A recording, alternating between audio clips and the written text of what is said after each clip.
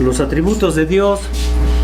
Ahora vamos a estudiar el atributo de la omnipotencia de Dios, y va a ser el primer estudio de este atributo. Y busquen por favor en el Antiguo Testamento, en el libro de Génesis, por favor.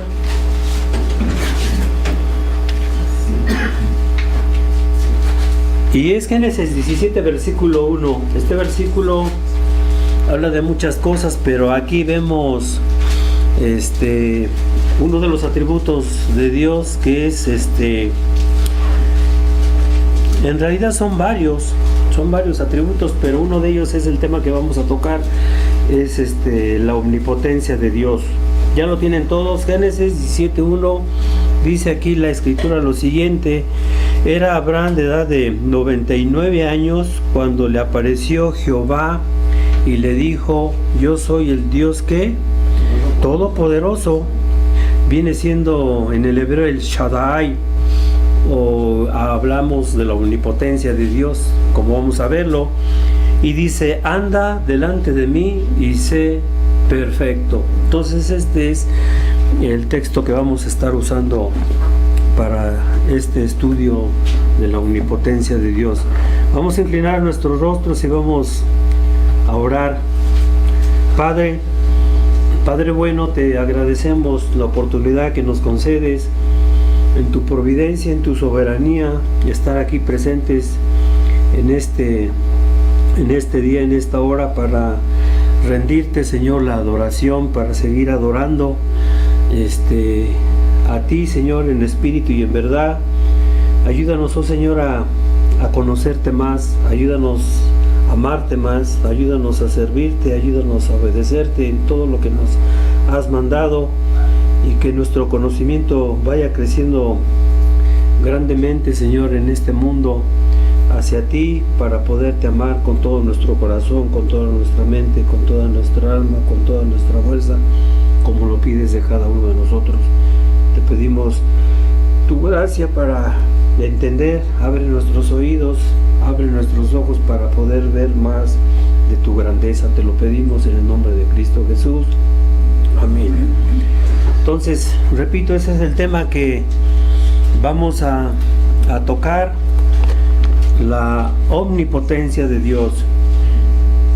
¿Qué significa o qué entendemos por omnipotencia? ¿Qué significa la palabra omnipotencia? Y voy a dar la respuesta a esta pregunta. Cuando decimos que Dios es omnipotente, la palabra latina, que en castellano es todopoderoso, nos da a entender que Dios puede hacer cuanto quiere, pero solo puede querer lo que va de acuerdo con todos y cada uno de sus demás perfecciones o de sus demás atributos. Ya lo hemos dicho, lo hemos comentado una y otra vez: todos los atributos de Dios se relacionan, no podemos separarlos, no podemos decir este sí o este no, todos, como ya sabemos, ¿no? Y la razón de esto es clara, porque las perfecciones divinas son una misma cosa en Dios, aunque nosotros tengamos que verlos por separado. O sea, no me estoy contradiciendo. Si los vemos por separado, no podemos verlos juntos a la vez. No sé si me explique. Yo no puedo ver a la vez la omnipotencia, la omnipresencia, la sabiduría de Dios. O sea, no, vamos paso por paso, tema por tema, ¿sí? Y del mismo modo que el blanco solar se refracta en los 7 colores del arco iris, es lo mismo en el caso de los colores del color blanco solar con los 7 colores del arco iris. Lo mismo sucede con esos atributos de Dios que van por separados. Entre nosotros, los seres humanos, limitados por esencia y pecadores por naturaleza, las distintas facetas de nuestra vida y conducta están muy lejos de guardar un equilibrio perfecto. O sea, en nosotros no hay perfección, en nosotros hay pecado, en nosotros hay deficiencias, en nosotros hay debilidades, pero comparándonos con Dios no, como vamos a estudiarlo, Dios es todopoderoso, Él es perfecto, ¿sí? Ahora, pero en Dios El Dios infinito en su esencia es santísimo, en su conducta sus perfecciones guardan un perfecto equilibrio comparándonos con nosotros en su infinita pureza de su ser simplicísimo. Así es lo que estamos definiendo lo que es la palabra omnipotencia, o vamos a irlo desarrollando. Ahora, su misericordia, ahí estamos otra vez, ya podemos conectarla, ¿verdad? Hablando de sus atributos, lo hagamos por separado, lo podemos conectar, pero no es una totalidad para, como repito, estar hablando a fondo de cada uno de ellos. Tenemos que hacerlo por partes, tenemos que ir por secciones. Y fíjense, ¿por qué digo ahora de su misericordia es justa? Y su misericordia es que también todopoderosa, y su bondad es poderosa. Se relaciona una con la otra. Un atributo se relaciona, como lo acabo de decir, uno a otro. Ahora, en segundo lugar, vamos a ver algunos aspectos de la voluntad de Dios. Vamos a hablar de la voluntad de Dios. Dios tiene voluntad, relacionándolo con su omnipotencia. En primer lugar, la voluntad de Dios es creativa. La voluntad de Dios es creativa, es el agente operante de la creación. En este caso, por ejemplo, en Génesis 1:1 nos dice, hablando de este aspecto de su voluntad, que es omnipotente, Él es el que creó todas las cosas. Dice Génesis, dice, en el principio creó. Ya sabemos, Él hizo todas las cosas. Y aquí nos referimos a su voluntad creativa. En segundo lugar, vamos a ver, hablando de su voluntad también es decretiva. Fíjense bien, decretiva es lo que Dios decide hacer en su carácter, en su naturaleza, y se refiere, en este caso, se refiere a los decretos de Dios, que se pueden ser, o los podemos dividir, que son absolutos o condicionales. Esto se refiere, en segundo lugar, repito, Dios es omnipotente, sí, en su voluntad, sí, en este aspecto, su voluntad decretiva.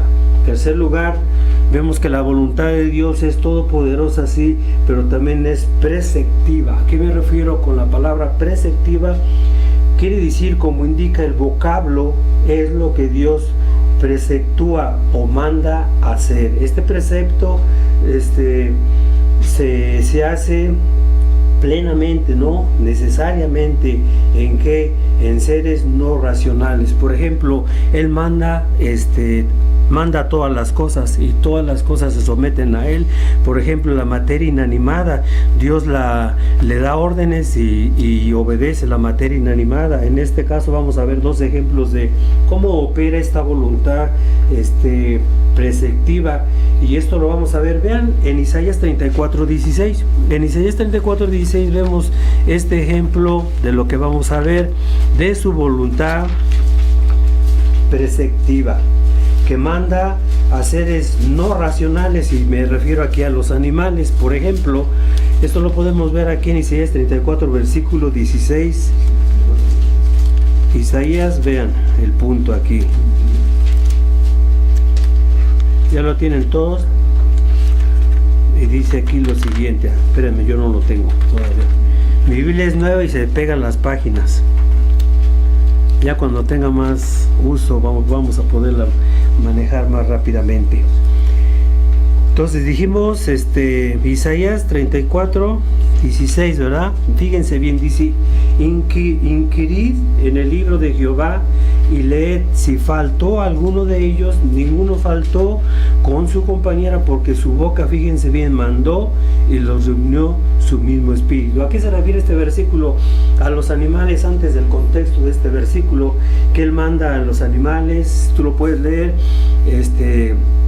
que está mencionando aquí Isaías, pero lo que nos interesa es cómo estos animales obedecen a la voz de Dios. Que dice que no faltó ninguna cosa, dice: ninguno faltó a su compañera, porque su boca, o sea, la boca de Dios que mandó y los reunió su mismo espíritu. Tú lo puedes ver en tu tiempo libre, pero se refiere a unos animalitos que menciona ahí en el capítulo, todo lo que pasó. Pero ¿qué es lo que sucede? Que Dios los manda y hacen y obedecen lo que Él ordena.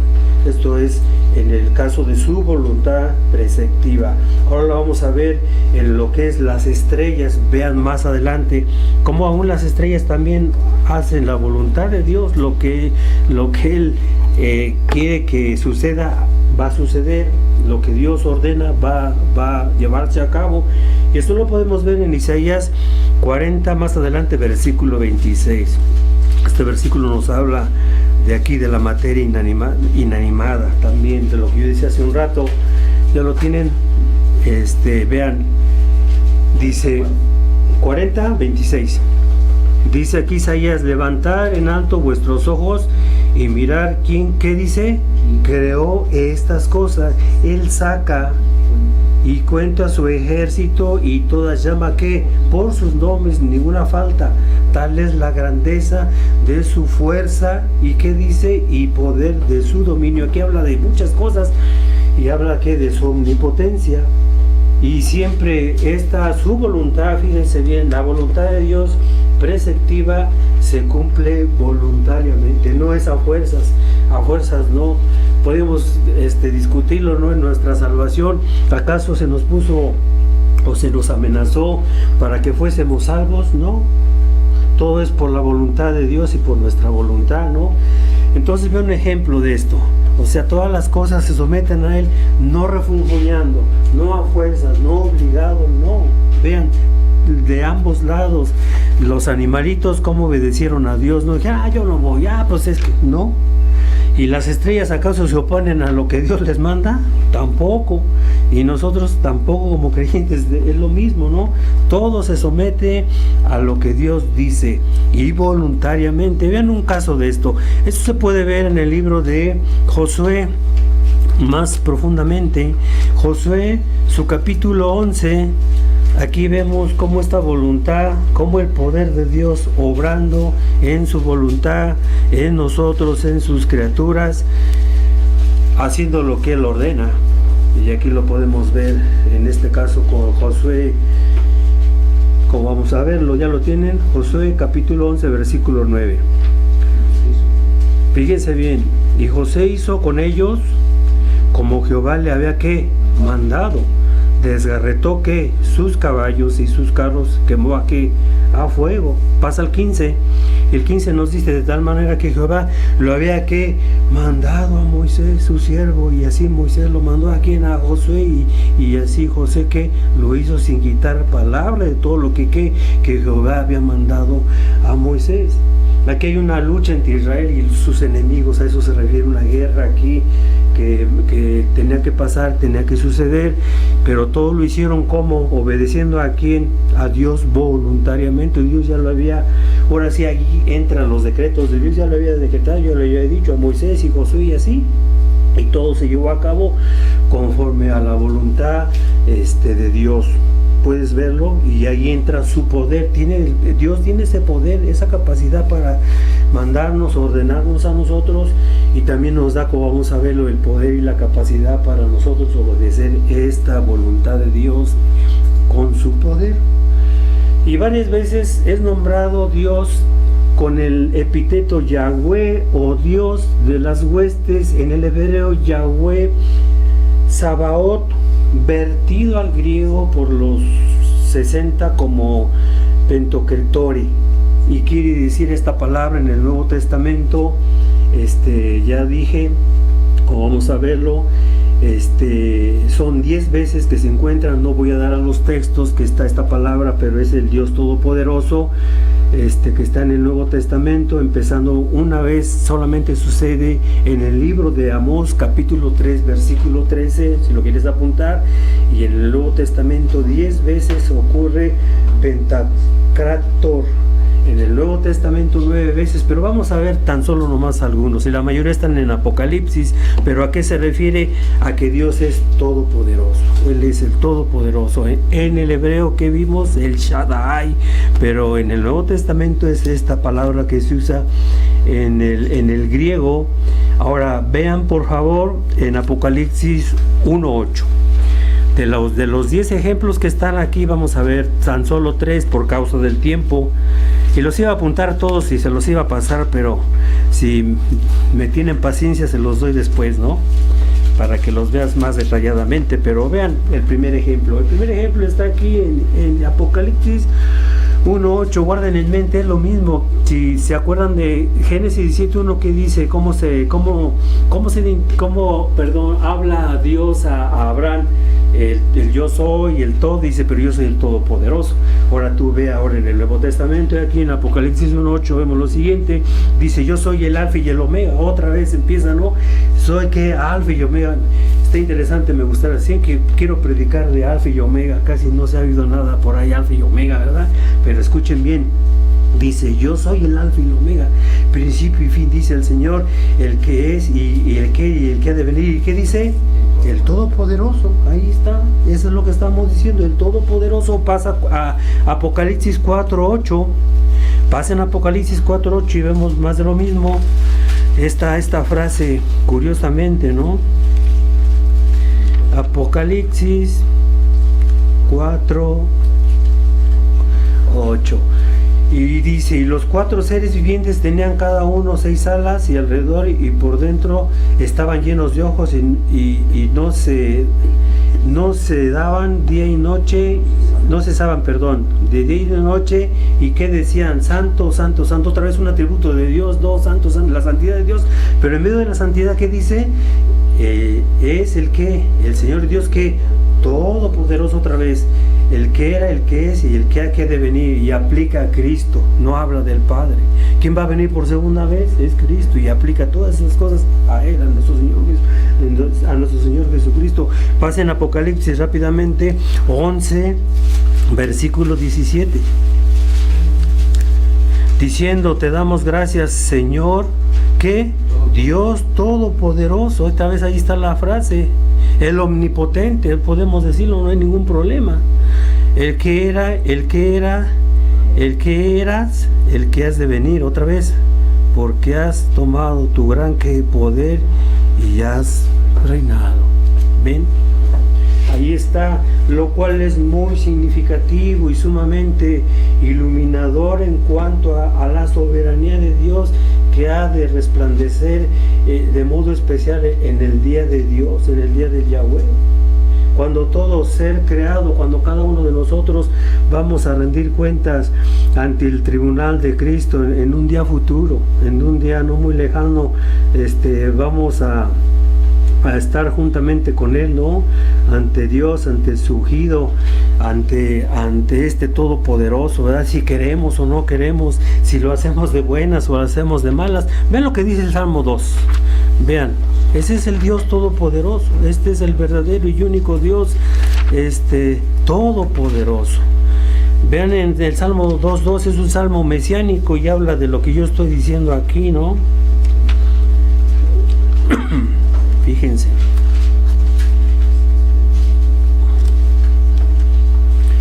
Salmo, ya lo conocen ustedes, Salmo 2:2. Vamos a empezar desde el 1 para que tengamos mejor la idea, ¿no? Dice, ¿por qué se amotinan las gentes y los pueblos piensan cosas vanas? Se levantarán los reyes de la tierra y principales consultarán unidos contra Jehová y contra su ungido, diciendo, o sea, este es el punto, ¿va a pasar esto? No, los hombres se van a reunir, los hombres van a querer destruir a Dios, siempre han querido hacerlo, pero no lo van a hacer, no se puede, no puedes pelear en contra de Él, no podemos hacerlo. ¿Por qué? Porque tarde o temprano Él es el Todopoderoso y Él no podemos pelear en contra de Él. Es mejor que nos rendamos desde un principio ahora, porque después nos vamos a meter en problemas y repito, habrá este gran día en que vamos a enfrentarnos a Él si nos queremos, como lo acabo de decir anteriormente, someternos de buena gana o de mala gana, vamos a hacerlo. Yo diría que es mejor hacerlo, ¿no? Es mejor hacerlo de una vez. Ahora pasen rápidamente a Isaías 40, rapidísimamente.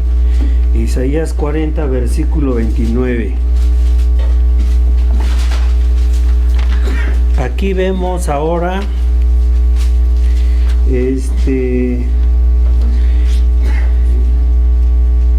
¿no les ha pasado a ustedes que a veces, a mí me pasa, hermanos, que Hay días que no me quiero ni levantar a trabajar, pero en mi diccionario no existe la palabra flojera, sino lo que sucede es que me ha pasado eso. Yo creo que a todos, ¿no? A un grado mayor o menor. ¿Quién sabe con los jóvenes? No, a ellos creo que les sobra fuerza, ¿verdad? Pero a mí ya me falta. A mí ya en realidad me falta, ¿no? Pero esto es lo que sucede, esto es lo que sucede casi constantemente, diario, cada semana, cada mes, todas nuestras vidas.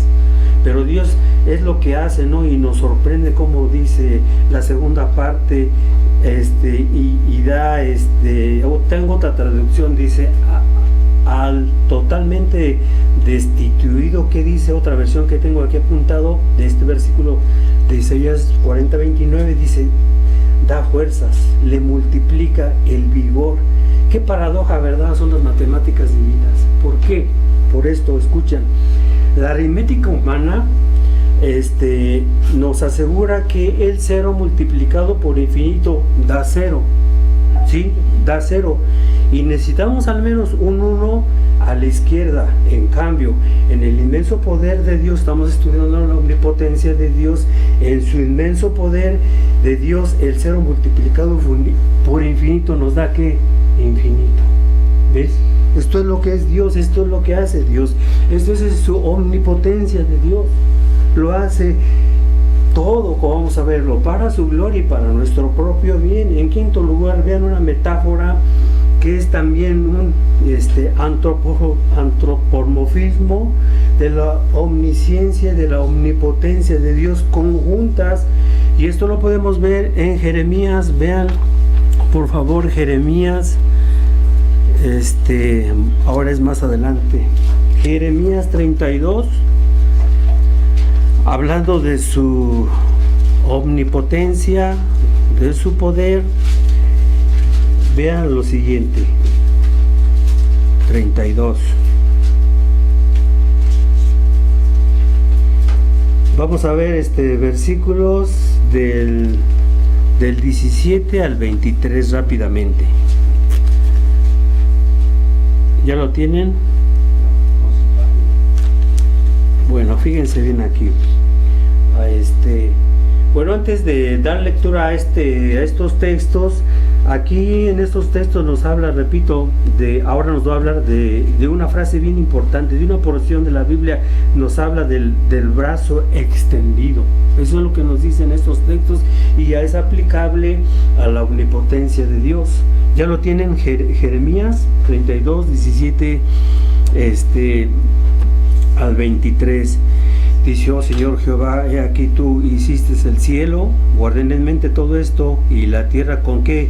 Con tu gran poder, y con tu brazo ¿qué?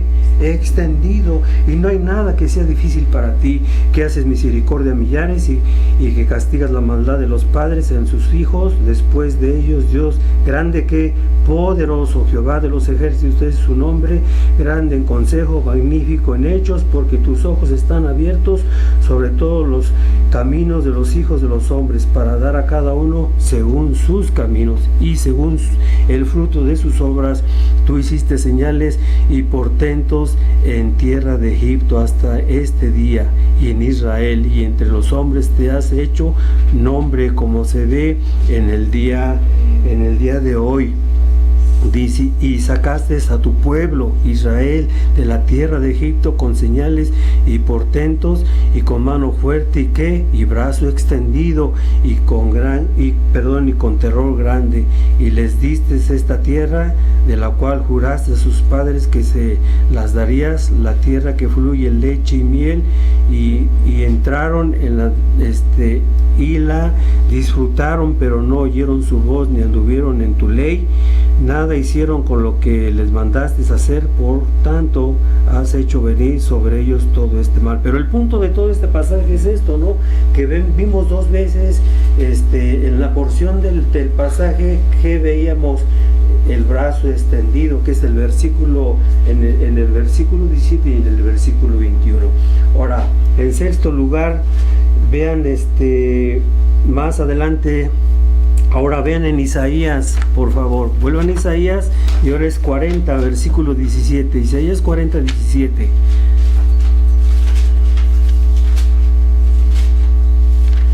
Isaías 40:17.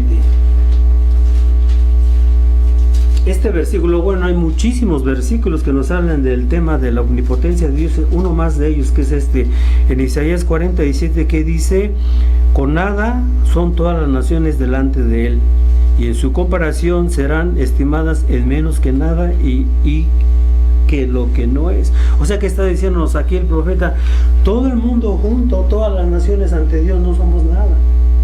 No somos nada de lo que él está diciendo aquí, ¿no? Si es así con respecto a todas las naciones colectivamente, según la idea del hebreo que dice aquí, cuánto menos que nada seremos delante de Dios y cada uno de nosotros en particular. No somos nada. Pero por otro lado, como creyentes somos algo, ¿no? Gracias a la gracia de Dios, si somos creyentes, pues somos algo, somos sus hijos, podemos discutirlo, ¿no? Pero ven el punto de a la luz de su omnipotencia, todas las naciones no somos como nada. No somos nada ante Él, ante el Todopoderoso, ante este Shaddai. No somos nada. Todo lo que Dios hace por su omnipotencia con relación a Él, lo hace todo para su gloria. Y lo hace también para nuestro propio bien. Es lo que dice Pablo en Romanos, a lo que aplica a nosotros. Él lo hace todo para su honra, para su gloria. Sí, ya sabemos por qué Él va a ser glorificado, pero Él nos toma en cuenta, ¿no? Gracias a Él que nos tome en cuenta. Bien dice Pablo aquí, vean Romanos 14:4, para nuestro bien. Gracias que nos tome en cuenta, gracias a Él. No porque seamos mejores que los demás, no, sino gracias a su misericordia, gracias a su amor, como vamos a verlo. ¿Ya lo tienen todos? Esta parte que lo hace para nuestro bien, aquí Pablo lo menciona. ¿Ya lo tienen? Romanos 14:4, que dice: ¿tú quién eres que juzgas al...? Espérame, creo que lo apunté mal. Es el 4, ¿no? Espérame. ¿Sí? Bueno, a ver. Si tú quién eres que juzga al criado ajeno, para su propio Señor está en pie o cae, pero estará firme, porque poderoso es el Señor para hacerle estar firme. Es que esta no era la idea, me acuerdo del texto, o sea, dice, a ver si me ayudan a encontrarlo, lo apunté mal, pero la idea es que todas las cosas del Antiguo Testamento fueron escritas para nuestra, ¿qué? Enseñanza o admonición. Ese era el texto, pero este texto habla del poder de Dios. Bueno, ahora, Dios absolutamente no es egoísta. Dios no es egoísta, no puede ser egoísta. También vemos en su omnipotencia, Dios no es egoísta. Y también aplica aquí en su omnipotencia por su infinitud. Y hablando también de su infinitud, juntándola con su omnipotencia, no hay hueco que llenar. Por su amor generoso, absolutamente total, Dios no tiene amor. ¿Por qué? Porque Dios es amor. ¿Me explico? Dios no tiene amor, pero porque Dios es amor, va más allá de la idea, ¿no? En séptimo lugar, el poder de Dios se muestra sobre todo en nuestra debilidad. Era lo que yo les comentaba. Otra de las cosas que podemos ver esta omnipotencia de Dios es en nuestros cuerpos débiles, mortales. Y vean un ejemplo de esto en el Nuevo Testamento. ¿Cómo aplica la omnipotencia de Dios en los creyentes? En este caso es en los creyentes. Y esto lo podemos ver de aquí del apóstol Pablo en su segunda carta a los Corintios. Vean 2 Corintios, su capítulo 12, cómo este poder se manifestó en el apóstol Pablo, y no solamente en el apóstol Pablo, sino también en cada uno de nosotros, de los que decimos ser creyentes. Bueno, se manifiesta en todos, también en el inconverso, pero el problema con el inconverso es que él no lo reconoce. Nosotros debemos de tener cuidado, ¿no? Debemos también dar gracias a Dios que este poder está disponible, que en nosotros, como yo os lo mencionaba al principio, y vean qué dice aquí la escritura: el poder de Dios se muestra sobre todo, repito, en nuestra debilidad. Pablo, ¿se acuerdan que tenía una enfermedad? Él tenía, se puede decir, una debilidad, ¿no? Y vean lo que dice aquí Pablo, ya lo tiene 2 de Corintios, su capítulo 12, vean los dos versículos que va a ser el 9 y el 10. Y dice aquí, la escritura dice Pablo: y me ha dicho, bástate que mi gracia. Aquí la palabra, fíjense bien, se traduce como poder. La palabra gracia tiene en la Biblia varios significados, no solamente es don que no merecemos, no, aquí está aplicable. Dice, ¿qué le dice Dios? Pablo quería que se le quitara ese aguijón, pero ¿qué le dice Cristo? No te lo voy a quitar, bástate, que dice, mi poder, mi gracia, porque mi poder se perfecciona en que en la debilidad. Por tanto, de buena gana me gloriaré más bien en mis debilidades. ¿Para qué? Para que repose sobre mí el poder de Cristo. El versículo 10 dice: por lo cual, por amor a Cristo, me gozo en que en las debilidades y afrentas, en necesidades, en persecuciones, en angustias, porque cuando soy débil, ¿qué? Entonces soy, ¿qué? Fuerte. No tan solo el poder de Dios se manifestaba en el apóstol Pablo, repito, en su enfermedad, sino que da una lista más amplia. Hasta lo pudieron ver de muchas cosas que menciona aquí, que dice: necesidades, afrentas, debilidades, persecuciones, angustias. Todo esto Pablo lo sentía, todo esto, pero en medio de todas estas cosas, ¿qué le dice Cristo, no? Que le daba su gracia. La omnipotencia de Dios se manifestó en este apóstol Pablo, sí, diciéndole ¿qué le dijo? Bástate mi gracia, porque mi poder. Vean, tengo otra traducción fuera de la 60 aquí, la voy a decir para irlo desarrollando, para que lo podamos entender mejormente, ¿no? ¿Qué es lo que le dice Dios, o qué es lo que le dice Cristo a Pablo? Dice: y me ha dicho, bástate mi gracia, porque mi poder se perfecciona. Esta palabra del griego teleitai, en presente continuo, mientras dura la debilidad, que también es continua esta debilidad. Por tanto, dice, de buena gana me gloriaré, literalmente me jactaré, más bien en mis debilidades, para que habite.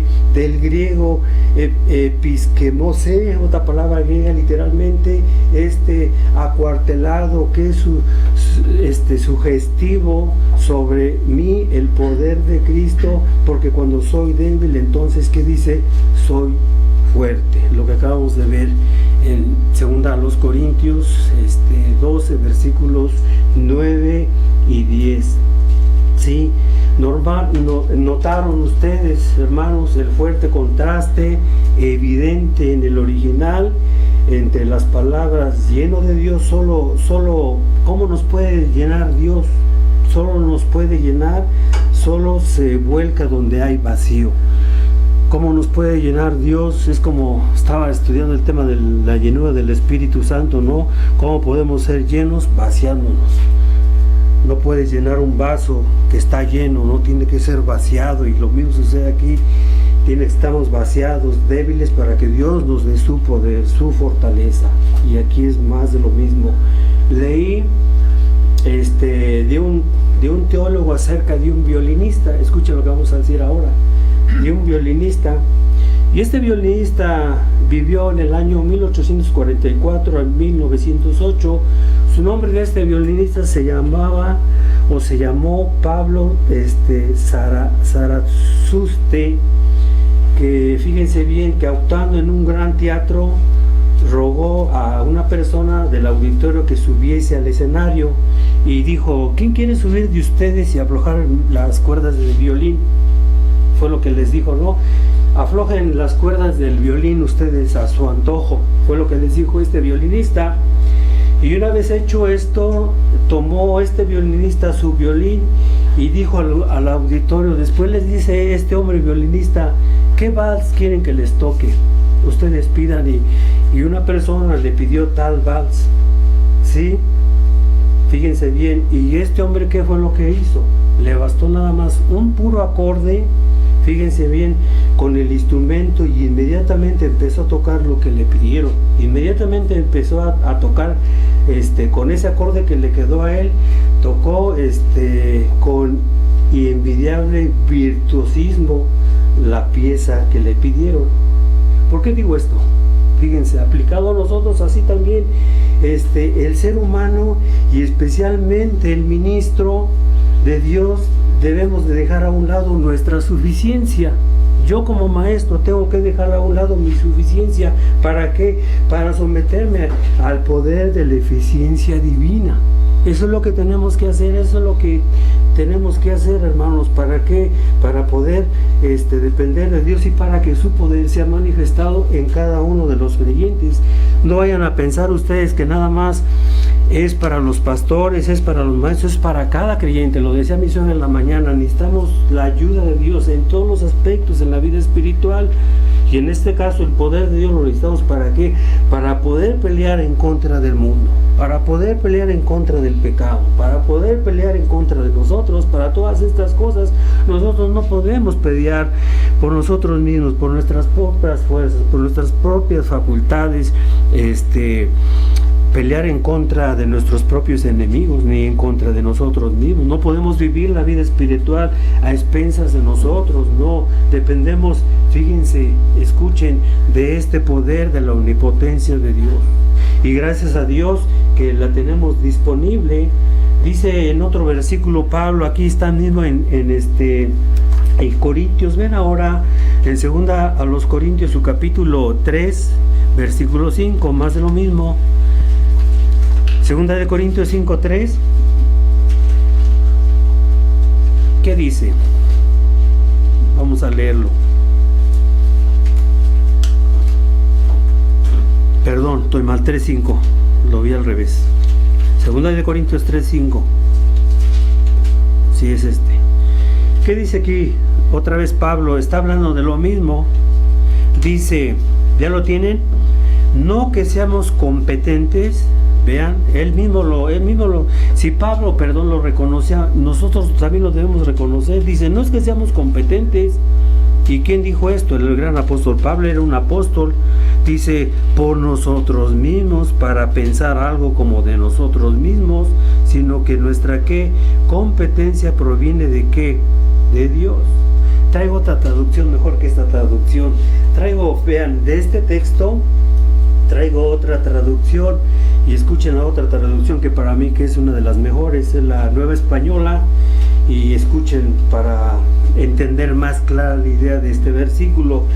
Y dice lo siguiente: no que por nosotros mismos somos suficientes para tener en cuenta algo como de nosotros mismos, sino que la suficiencia nuestra viene de Dios. Es lo que dice Pablo, viene de Dios. Sí. Y ahora seguimos más adelante para una comprensión clara del sentido. Ahora vamos a aplicar el texto que estoy diciendo, pero con la versión Nueva Biblia Española, que dice así: no es que de por sí uno tenga aptitudes para poder apuntarse algo como propio. La aptitud nos ha sido dada de quién, de Dios. Esta me gustó más que la que tengo aquí 60, da más, está más clara la idea en relación a lo del versículo, y aquí lo podemos ver en esta escritura. Ahora, ¿cómo vamos con el tiempo? Casi se nos está acabando. Bueno, ahora la razón principal por la cual la fe nos ha sido dada es a fin de que veamos, estamos estudiando el tema de los atributos de Dios. Los atributos de Dios viene siendo la gloria de Dios.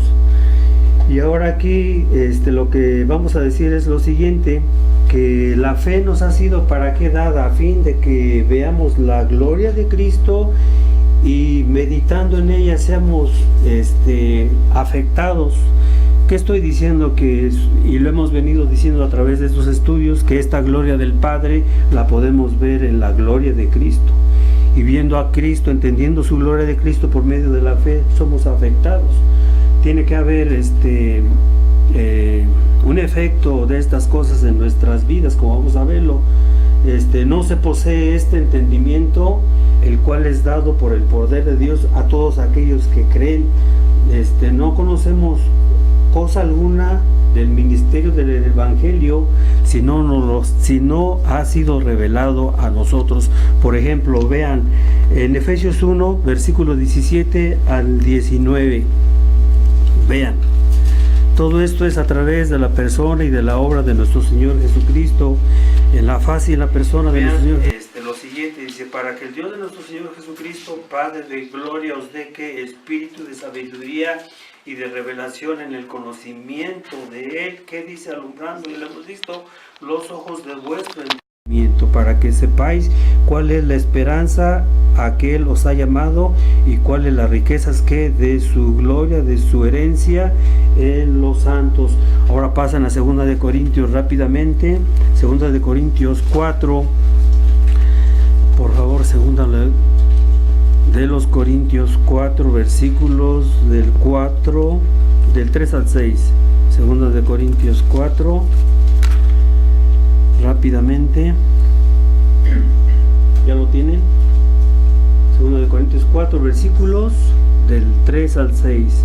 Dice, ¿qué dice Pablo? Pero si nuestro evangelio está aún encubierto, entre los que se pierde está encubierto, en los cuales el Dios de este siglo cegó el entendimiento de los incrédulos, para que no les resplandezca que la luz, la lumbre del evangelio de la gloria de Cristo, el cual es la imagen de ¿quién? De Dios. Porque no nos predicamos a nosotros mismos, sino a Jesucristo como Señor, y a nosotros como vuestros siervos por amor de Jesús.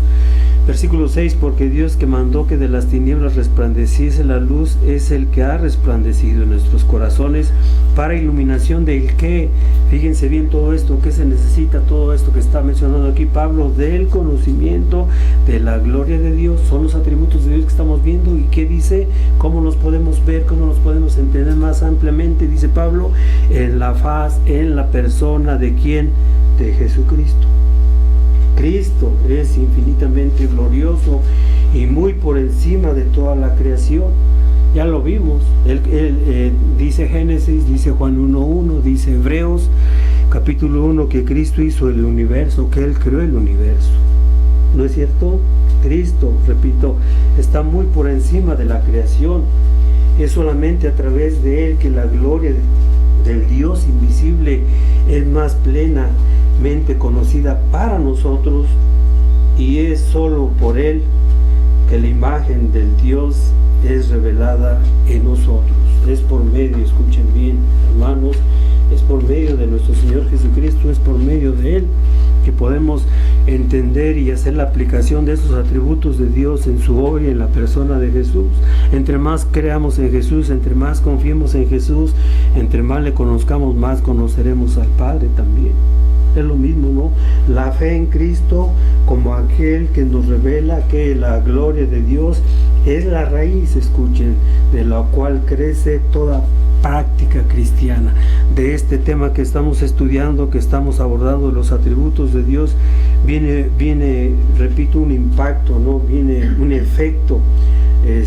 La causa, los atributos de Dios, el efecto por medio de la fe produce este conocimiento, produce, en otras palabras, verdaderamente creyentes, verdaderamente cristianos. Sin este conocimiento en la persona y en la obra de Cristo no lo podemos hacer, no lo podemos entender, no lo podemos practicar, nada, en sí nada. Aquellos a quienes esta enseñanza les parezca algo nuevo, pero que no son los enemigos de la verdad, de la gloria de Cristo, les daré los siguientes consejos. En primer lugar, es un privilegio muy grande en esta vida, es el de ver la gloria del Padre en toda su santidad manifestada en ¿quién? En Jesús. Es un privilegio grande. ¿Por qué? Porque muchos lo hemos dicho, ¿no? Y lo vamos a seguir comentando. En el tiempo de Cristo no vieron la gloria del Padre en Cristo. ¿Se acuerdan de aún a sus apóstoles? Tenían dudas de Él, no estaban muy seguros. ¿Se acuerdan cuando Felipe le dijo a Cristo, ¿no? Otra vez, que lo dijimos en uno de los estudios, que le preguntaba, Felipe a Cristo, muéstranos al Padre, cómo le contesta Jesús. O sea, no tenía una visión correcta este apóstol, era un apóstol, ¿no?, del Padre, y cómo le contesta el Señor Jesús. Ahora, porque esta es la vida eterna. ¿Qué dice Cristo? La vida eterna, ¿en qué consiste? Ya lo sabemos, muchos dicen, nomás estamos viendo esos mismos versículos, pero aquí está toda la esencia, la substancia. Ven en Juan 17:3, debemos entenderlo bien claramente y que quede guardado en nuestras mentes. Porque verdaderamente, ¿en qué consiste la vida eterna? Dice Cristo en Juan 17:3, dice, esta es la vida eterna, que estamos haciendo esto, tratando de hacer esto, ¿no?, de ver los atributos de Dios. Dice que te conozcan a ti, el único que Dios verdadero, y a Jesucristo, dice, a quien has enviado. Este es el conocimiento que debemos de tener. Esta es en realidad la vida eterna. A menos de que nosotros valoremos esto, fíjense bien, con un gran privilegio nunca podremos disfrutarlo. ¿Ves la implicación? Nunca. Si no lo valoramos, no lo podemos disfrutar, no lo podemos entender, no lo podemos comprender. En segundo lugar, el conocimiento de Cristo es un gran misterio, el cual requiere que escucha mucha sabiduría espiritual para entenderse y obtener su valor práctico. Muchos de los creyentes no entienden eso. Aún, escuchen bien, estoy hablando de creyentes verdaderos, se pierden en este punto, y es importante entender todas estas cosas. La sabiduría humana no nos ayudará en todo. Es necesario que se nos enseñe, escuchen bien, por Dios mismo. Dios nos tiene que enseñar estas cosas. Si no, no aprendemos, si no, no avanzamos en la vida espiritual, nos quedamos enanos en el sentido espiritual. Vienen muchas caídas, vienen muchos fracasos, o sea, vienen muchas cosas, y luego te preguntas, ¿por qué? ¿Qué pasó? ¿Qué hice o qué no hice? Esto es parte de esto también. Le decía a mi suegra, son un paquete de responsabilidades, un paquete de cosas, mucho conocimiento, de los atributos de Dios. Son un sinnúmero de cosas que nos pueden afectar en la vida espiritual, tanto negativamente como positivamente, y eso es lo que, repito, Dios nos tiene que estar enseñándonos constantemente. Y esto lo podemos ver en Juan 1:12. Escuchen aquí, vean en el Evangelio de Juan, y aquí Juan lo va a decir en Juan 1:12.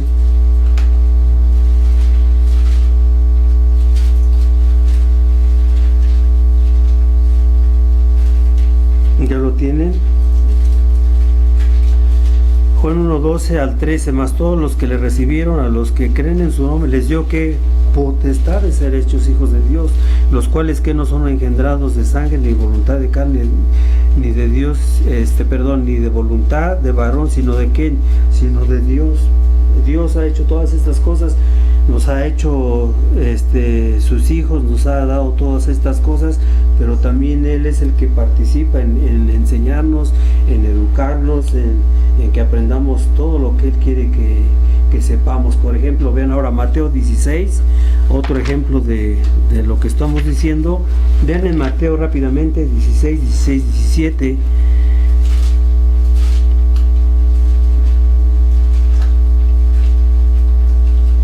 ¿Ya lo tienen?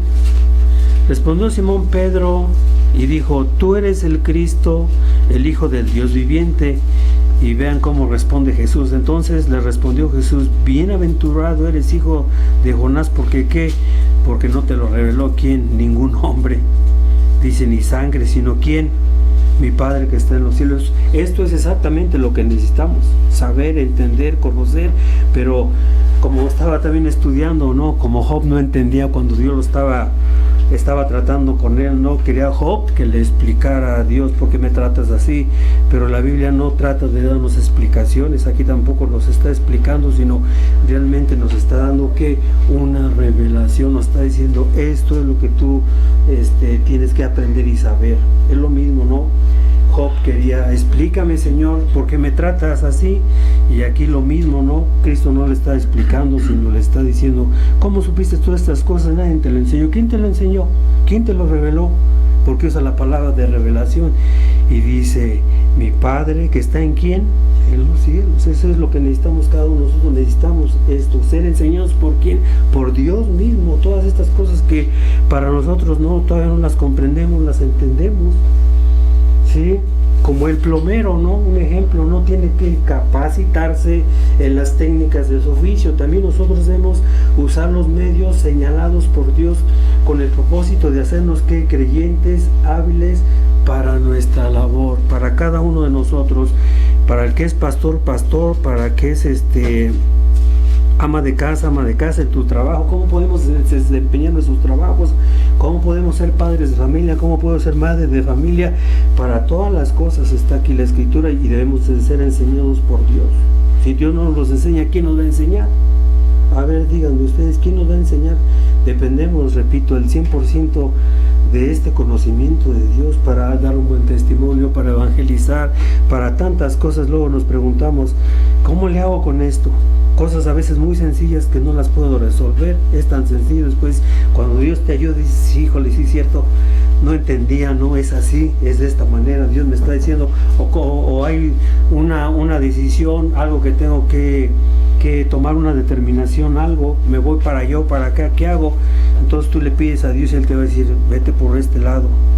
Entonces así es en todo esto, y aquí Dios nos habilita para todas estas cosas, para las tareas de nuestras vidas, y la oración que entra aquí ferviente es el principal de estos medios. Sí, debemos orar como Moisés. ¿Para qué? Para que Dios le muestre que es su gloria. Lo veíamos, ¿no? ¿Qué le dijo Moisés? Señor, muéstrame tu gloria. ¿Y qué le hizo? Le dijo, no tengo tiempo. No, le mostró su gloria. Y así nosotros, si le pedimos a Dios en oración lo que le tengamos que pedir, Dios lo va a hacer en su misericordia, en su bondad, en su paciencia, como Pablo oraba por los creyentes de Éfeso. Vean en Efesios 1:17. Hay tantos ejemplos de esto, tantas cosas que tenemos que estudiar, que tenemos que ver para poder entender. Vean en Efesios, ya lo tienen 1:17. Volvemos a lo que ya hemos visto hace un rato, ¿verdad? Aquí me gusta cómo lo menciona la Escritura, cómo Dios nos enseña y abre el corazón de Pablo. Pablo oraba, fíjense bien, constantemente por los de Éfeso, por los de Roma, por los de Galacia, por todos. Pero no nomás se queda ahí, sino cómo oraba. También nos enseña qué tipo de oración pedía, y esto es lo que nosotros debemos de pedir. Yo como hermano de ustedes, yo tengo que pedir esto para ustedes. Pablo pedía esto no para sí mismo nada más, pedía para los creyentes de Éfeso, y también yo debo de orar de esta manera. Escuchen bien el modelo, uno de los modelos se puede decir de la oración. ¿Qué es lo que pedía aquí Pablo para los creyentes de Éfeso? Vean 17, para que el Dios de nuestro Señor Jesucristo, el Padre de gloria, os dé que espíritu de sabiduría y de qué, uso otra vez la palabra de revelación, en qué, en el conocimiento de Él. ¿Ves? Esto es lo que necesitamos, esto es lo que tenemos que pedir, esto es lo que tenemos que hacer. Las almas flojas nunca pueden obtener una experiencia de esta gloria, ¿sí? Pero para los que son diligentes, es un placer y las va a buscar. Para el creyente verdadero, lo que él va a hacer esto, va a usar los medios de gracia para fortalecerse. La fortaleza de Dios, el poder de Dios, hermano, no va a llegar automático, no va a llegar automáticamente, no andamos en automático, no tenemos que hacer estas cosas, tenemos que buscar estas cosas. ¿Para qué? Para que nos llegue este poder de Dios. Aprendamos de los impíos. ¿En qué sentido? No estoy hablando de sus pecados. ¿Cuán celosos son? Fíjense bien, en perseguir sus deseos pecaminosos y deleitarse en sus concupiscencias. ¿Acaso seremos perezosos para meditar en la gloria en la cual esperamos ver algún día plenamente? Aprendamos de ellos. No quiero decir que seamos iguales que ellos, no, sino que aprendamos su sagacidad, ¿no? Ellos buscan el afán, buscan la avaricia, buscan y se aferran y van a lo que van, ¿no? Si ellos van al pecado, nosotros vamos hacia la santidad, en pos de la santidad, como dice Jerry Bridges, ¿no? Es su libro, En pos de la santidad. Así como ellos buscan las cosas de este mundo, nosotros tenemos que buscar las cosas espirituales. En cuarto lugar, los cielos declaran la gloria de Dios, pero de ellos aprendemos poco de la gloria de Dios en comparación con el conocimiento, fíjense bien, que nos ha sido dado, en quien, otra vez lo vuelvo a decir, en la persona y en la obra de nuestro Señor Jesucristo. sí podemos darnos cuenta, ¿no? Cuando vemos el cielo, las estrellas, que hay un Dios todopoderoso, sí, pero esa enseñanza está todavía muy corta. Yo no la menosprecio, pero va la Biblia más allá, que podemos crecer en este conocimiento del Dios y Padre, en quien dijo Pablo, en la obra y en la faz de Jesús. Y para terminar, decimos lo siguiente: hay personas aquí que no son cristianas, no son creyentes todavía no se han convertido al cristianismo, todavía no se han arrepentido. Entonces este estudio para ti te puede servir igual. ¿Cómo? ¿Qué puedes aprender? ¿Qué te puedes beneficiar de este tema de la palabra de Dios? En que a este tipo de Dios, el Dios omnipotente, tú lo has ofendido, tú has quebrantado su ley, y no es poca cosa lo que tú has hecho en contra de él. Y no vais a pensar que él es un espectador. Dios no es un espectador, no está cruzado de manos y hagan lo que quieran, como muchos piensan, ¿no? Hablando del día del juicio que mencioné hace un rato, que muchos piensan que, y así creen en realidad, que Dios ya no va a hacer nada. Perdón, ya no va a hacer, que al final de cuentas va a decir Dios, vénganse todos, mis hijos, y ya no va a haber juicio, no va a haber nada y se acabó todo. No, tú, si no te arrepientes, en el día del juicio llegará y quedarás sin excusa. ¿Qué le vas a decir tú a Dios? Tanto tiempo que has escuchado, tantos sermones, todo el tiempo de vida. O sea, lo podemos discutir en el caso de la persona inconversa, ¿no? ¿Qué cuentas va a dar a Dios todo el tiempo que le dio? Toda la vida, todo lo que Dios hizo por esta persona, la guardó, la preservó. ¿Para qué fin y con qué propósito? Dice la Escritura, ¿no? Que Dios, en Romanos 2, que Dios no le debemos de despreciar su longanimidad, su benignidad. ¿Por qué? Porque se va a acabar. Los inconversos, en vez de entender lo que nosotros entendemos por la gracia de Dios, sus atributos, ellos lo malentienden. Ellos dicen, pues Dios es amor, ¿no? Pues su benignidad. Pero escucha bien, este amor, esta paciencia no va a ser para todo el tiempo. La Biblia dice que tiene un límite, y los pecadores, los inconversos, lo menosprecian, ¿no? Menosprecian la benignidad de Dios. Como dice Pablo, si Dios tiene benignidad para contigo, si tú todavía no has muerto en estos momentos, es porque Dios no es que se está haciendo de la vista gorda de tus pecados. ¿Sabes qué está pasando? Que Dios te está dando oportunidad que tú te arrepientas y le busques. Ese es el punto. ¿Por qué? Porque ya lo vimos y faltó todavía ver más, lo vamos a ver para la próxima vez. Dios en su poder va a juzgar a vivos y muertos. Él tiene el poder y la capacidad para los que ya murieron volverlos a resucitar. Muchas personas dicen, ¿cómo?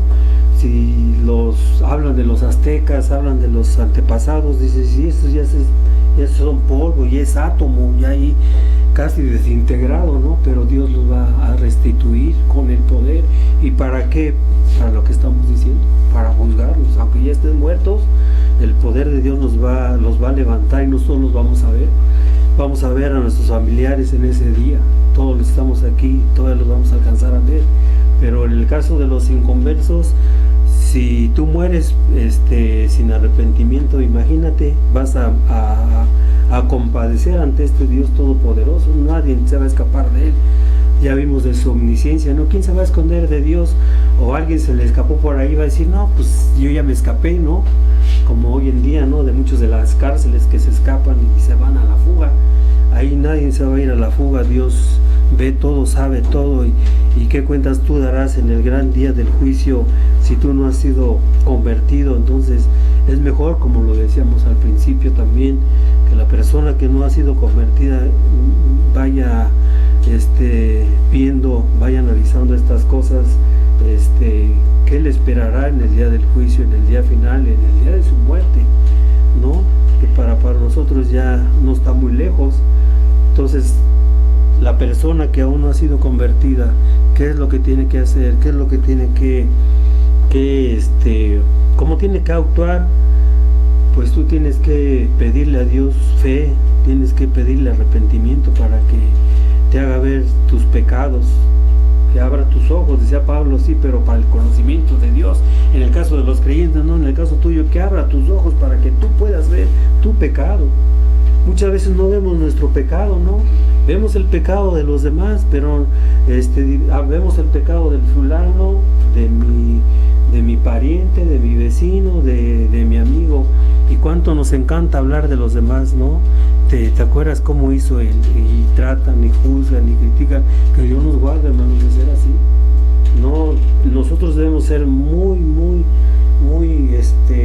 ¿cómo quiere decir? Muy meticulosos, muy aferrados en nuestro pecado.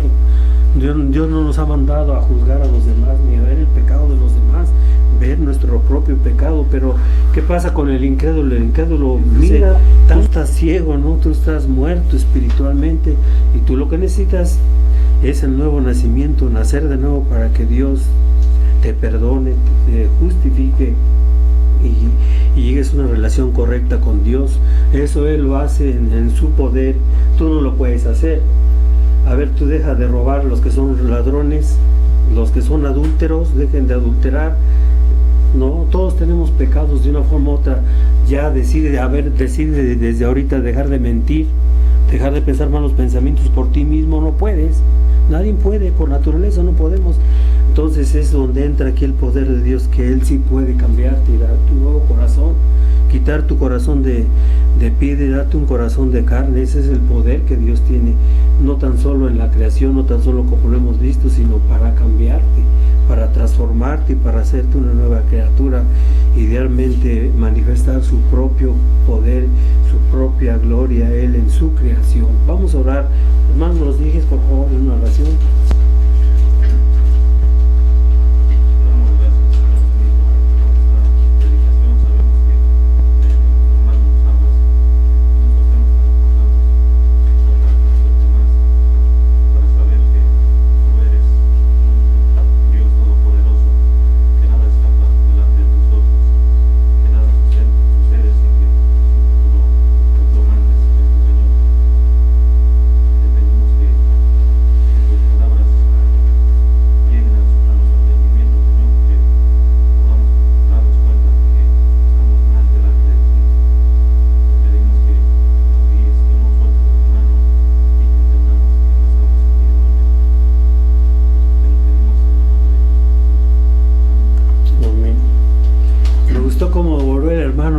Dijo que no nos sueltes de la mano. Muchos dicen, no, es que yo estoy agarrando a Cristo. No, pobre de ti. No, Él nos tiene agarrados. ¿Cómo? Con su poder. Si Él nos suelta, estamos perdidos. Es como cuando tú vas a la calle y llevas a tu hijo, tú lo vienes bien agarrado, ¿no? Si tú dices, ay, está agarrado, cuando ya no lo tienes, ya tú sabes dónde está, se suelta. No, es el poder de Dios. Está interesante esa parte. Merece un sermón.